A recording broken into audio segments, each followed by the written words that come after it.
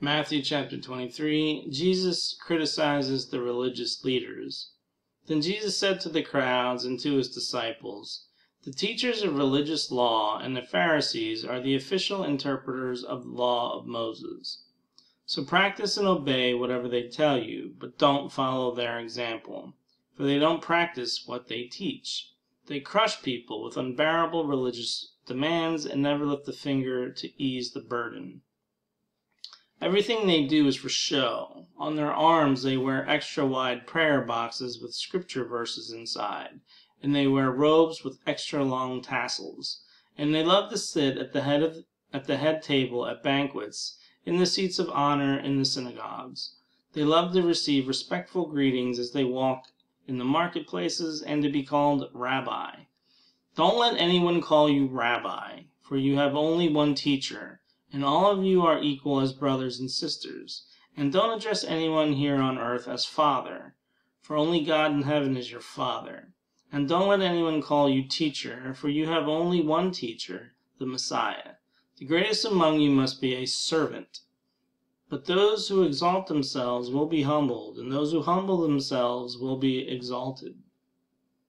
What sorrow awaits you teachers of religious law and you Pharisees, hypocrites! For you shut the door of the kingdom of heaven in people's faces. You won't go in yourselves, and you don't let others enter either. What sorrow awaits you teachers of religious law and you Pharisees, hypocrites! For you cross land and sea to make one convert, and then you turn that person into twice the child of hell you yourselves are. Blind guides! What sorrow awaits you! For you say that it means nothing to swear by God's temple, but that is binding to swear by the gold in the temple. Oh shit. I gotta read that again. Blind guides! What sorrow awaits you! For you say that it means nothing to swear by God's temple, but that it is binding to swear by the gold in the temple. Blind fools! Which is more important, the gold or the temple that makes the gold sacred? And you say that to swear by the altar is not binding, but to swear by the gifts of the altar is binding. How blind! For which is more important, the gift on the altar or the altar that makes the gift sacred? When you swear by the altar, you are swearing by it and everything on it. And when you swear by the temple, you are swearing by it and by God who lives in it. And when you swear by heaven, you are swearing by the throne of God and by God who sits on the throne. What sorrow awaits you teachers of religious law and you Pharisees, hypocrites! For you are careful to tithe even the tiniest income from your herb gardens, but you ignore the more important aspects of the law, justice, mercy, and faith. You should tithe, yes, but do not neglect the more important things. Blind guides! You strain your water so you won't accidentally swallow a gnat, but you swallow a camel.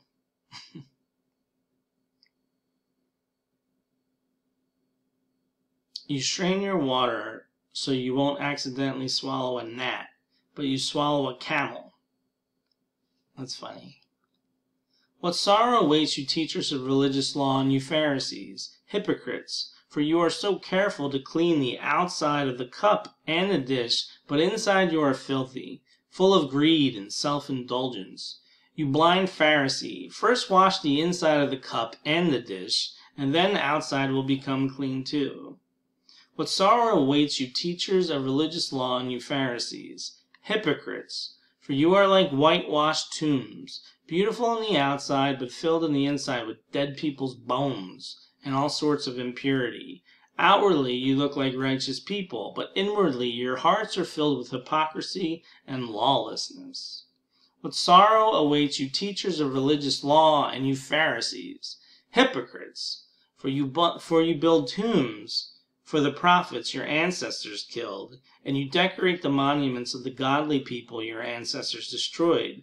Then you say, if we had lived in the days of our ancestors, we would never have joined them in killing the prophets. But in saying that, you testify against yourselves that you are indeed the descendants of those who murdered the prophets. Go ahead and finish what your ancestors started. Snakes, son of vipers, how will you escape the judgment of hell? Therefore I am sending you prophets and wise men and teachers of religious law, but you will kill some by crucifixion, and you will flog others with whips in your synagogues, chasing them from city to city. As a result, you will be held responsible for the murder of all godly people of all time, from the murder of righteous Abel to the murder of Zechariah son of Berechiah, whom you killed in the temple between the sanctuary and the altar. I tell you the truth, this judgment will fall on this very generation. Jesus grieves over Jerusalem. O Jerusalem, Jerusalem, the city that kills the prophets and stones God's messengers, how often I have wanted to gather your children together as a hen protects her chicks beneath her wings, but you wouldn't let me. And now look, your house is abandoned and desolate. For I tell you this, you will never see me again until you say, Blessings on the one who comes in the name of the Lord.